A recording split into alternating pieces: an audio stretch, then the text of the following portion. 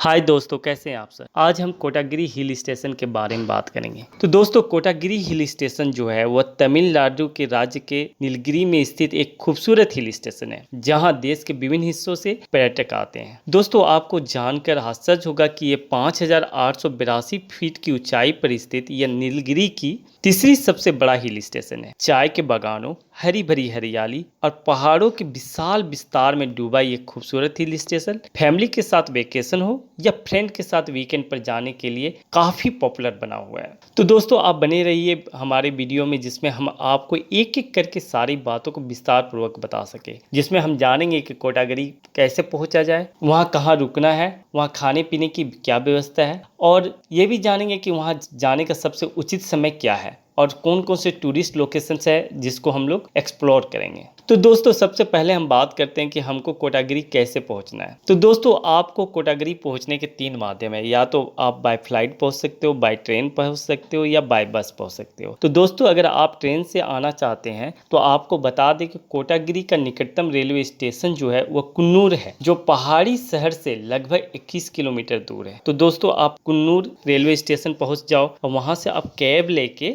आप Kotagiri hill station पहुंच सकते हो। तो आप कैब लोगे तो 21 किलोमीटर को ही आपको चार्ज वो पे करना पड़ेगा। आपको अराउंड 200 या 500 के आसपास आपको पे करना पड़ेगा। दोस्तों, अगर आप बाय फ्लाइट आना चाहते हैं तो आपको बता दें कि कोटागिरी हिल स्टेशन के लिए कोई सीधी फ्लाइट कनेक्टिविटी नहीं है। कोयम्बटूर एयरपोर्ट कोटागिरी का सबसे निकटतम हवाई अड्डा है, जो हिल स्टेशन से लगभग 70 किलोमीटर की दूरी पर स्थित है। तो एक बार जब आप फ्लाइट से ट्रेवल करके कोयम्बटूर एयरपोर्ट पहुंच जाएंगे तो एयरपोर्ट के बाहर से एक टैक्सी, कैब या बस से यात्रा करके कोटागिरी जा सकते हैं, जिसके लिए आपको लगभग 1 घंटा का समय लगेगा और आपको 700 से लेके 1000 रुपीज पे करने पड़ेंगे कैब के लिए। दोस्तों, अगर आप बाई रोड जाना चाहते हैं तो कोटागिरी एक लोकप्रिय हिल स्टेशन है जो सड़कों के साथ अच्छी तरह कनेक्टेड है। तो आप बाय बस, बाय कैब या अपने पर्सनल गाड़ी लेके भी आप कोटागिरी पहुंच सकते हैं। दोस्तों, अब हम कोटागिरी पहुंच चुके हैं। अब सबसे बड़ा प्रश्न आता है कि हमें कहाँ रुकना चाहिए। तो आपको बता दें दोस्तों कि कोटागिरी हिल स्टेशन में आपको लो बजट से लेकर हाई बजट के होटल मिल जाएंगे, जिसका टैरिफ जो होता है वह 700 से लेकर 25,000 होता है। तो आप अपने बजट के अनुसार आप होटल चूज कर सकते हो। अब अगर खाने पीने की बात की जाए दोस्तों, तो यहाँ पर आपको साउथ इंडियन,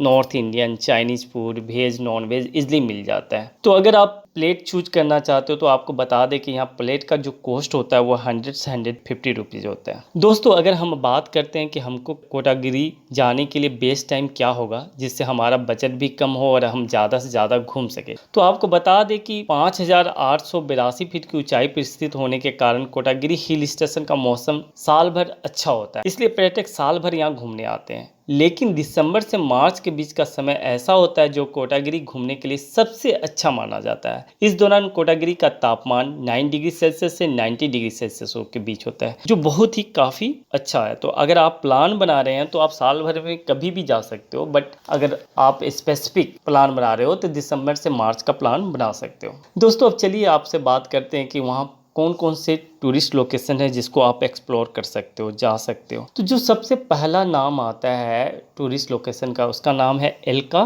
फॉल्स। तो दोस्तों, आपको बता दें कि एल्का फॉल्स जो है वो कोटागिरी से लगभग 7 किलोमीटर की दूरी पर मेटुटपालयम के मुख्य मार्ग पर उइलाथी गांव के पास स्थित है। एल्क फॉल्स कोटागिरी में घूमने का सबसे अच्छी जगहों में से एक है। एल्क फॉल्स का नज़ारा इतना सुंदर है और ये मंत्रमुग्ध करने वाला है, जिसे देखकर आप पहली ही नज़र में इसमें खोज जाने पर मजबूर हो जाएंगे। मानसून के मौसम में एल्क फॉल्स का नज़ारा और अधिक आकर्षक और मनमोहक होता है, जब आप झरने के आसपास विभिन्न प्रकार के रंग बिरंगे फूलों को देखेंगे। दोस्तों, यदि आप अपने कपल या गर्लफ्रेंड के साथ घूमने जा रहे हैं तो यह जगह आपको बेहद आकर्षित करेगी, क्योंकि यह एक ऐसी जगह है जहां आप अपने प्रिय के साथ रोमांटिक टाइम स्पेंड कर सकते हैं। इनके अलावा आप यहां अपनी फैमिली के साथ भी एकांत में क्वालिटी टाइम बिता सकते हैं। तो दोस्तों, अगर आप प्लान कर रहे हैं कोटागिरी का तो एल्का फॉल्स को घूमना ना भूलें, एल्का फॉल्स आप जरूर जाएं। उसके बाद जो सेकंड आप जाना चाहते हो तो वह है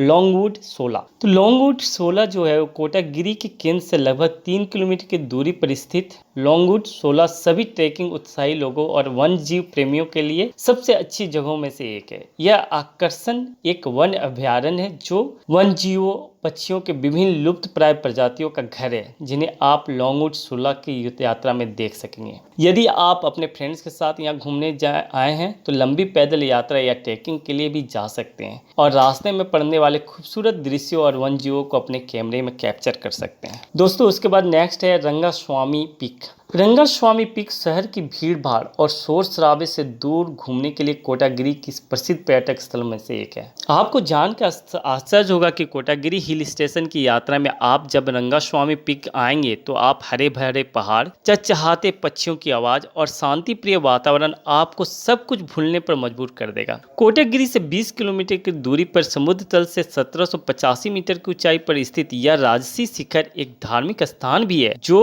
इरुसलास जनजाति के लिए एक पवित्र स्थान के रूप में कार्य करता है। चोटी के ऊपर रंगास्वामी को समर्पित एक मंदिर भी है जहां स्थानीय लोग पूजा के लिए आते हैं। उसके बाद दोस्तों आप कोडनाड व्यू पॉइंट का प्लान बना सकते हो। कोडनाड व्यू पॉइंट जो है वो कोटागिरी के प्रसिद्ध पर्यटक स्थल में शामिल एक सुंदर गांव है जो थेंगुमराडा गांव, दक्कन पठार, भवानी सागर जलाशय और आसपास के सुंदर पहाड़ियों का एक मनोरम दृश्य को प्रस्तुत करता है, जिस वजह से इसे कोडनाड व्यू पॉइंट का नाम से जाना जाता है। कोडनाड ट्रैकिंग जैसी एडवेंचर एक्टिविटीज़ के लिए भी काफ़ी फेमस है जिसमें आप कोटागिरी से कोडनाड तक ट्रैक करके जा सकते हैं। तो दोस्तों अगर आप ट्रैकिंग के बहुत ज़्यादा शौकीन हैं तो ये लोकेशंस आपके लिए बेस्ट है। कोडनाड में कई कॉटेज और होम स्टे फैसिलिटी भी है जहां आप कुछ समय या एक दिन रुककर कोडनाड की प्राकृतिक सुंदरता का अनुभव कर सकते हैं। तो अगर आप प्लान कर रहे हो तो वहां पर आप एक दिन स्टे करोगे, एक दिन स्टे करके आप उसकी जो नेचुरल ब्यूटी है उसको आप देख सकते हो। दोस्तों उसके बाद है कैथरीन फॉल्स। नीलगिरी पहाड़ियों का दूसरा सबसे ऊंचा फॉल होने के कारण कैथरीन फॉल्स हर साल बहुत सारे प्राकृतिक प्रेमियों को आकर्षित करता है। यह एक डबल कैस्केड जलप्रपात है जो लगभग 250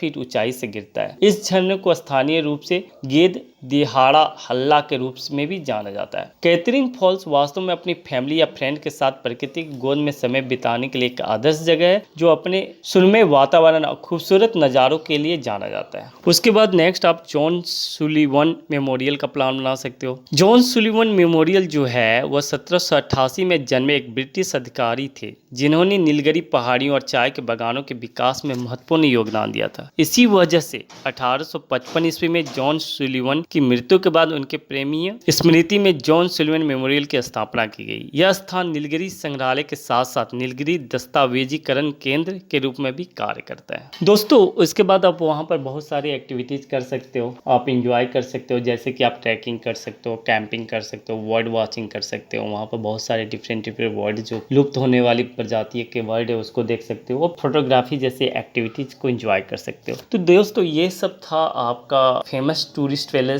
जहां आप जाकर एक क्वालिटी टाइम स्पेंड कर सकते हो, जिसमें मैंने बताया एल्क फॉल्स था, लॉन्गवुड सोला था, रंगास्वामी पीक था, कोडनाड व्यू पॉइंट था, कैथरीन फॉल्स। तो दोस्तों ये सब थे बेस्ट लोकेशन है, टूरिस्ट लोकेशन। तो आप जाओ, एंजॉय करो और क्वालिटी टाइम स्पेंड करो। Thanks for watching.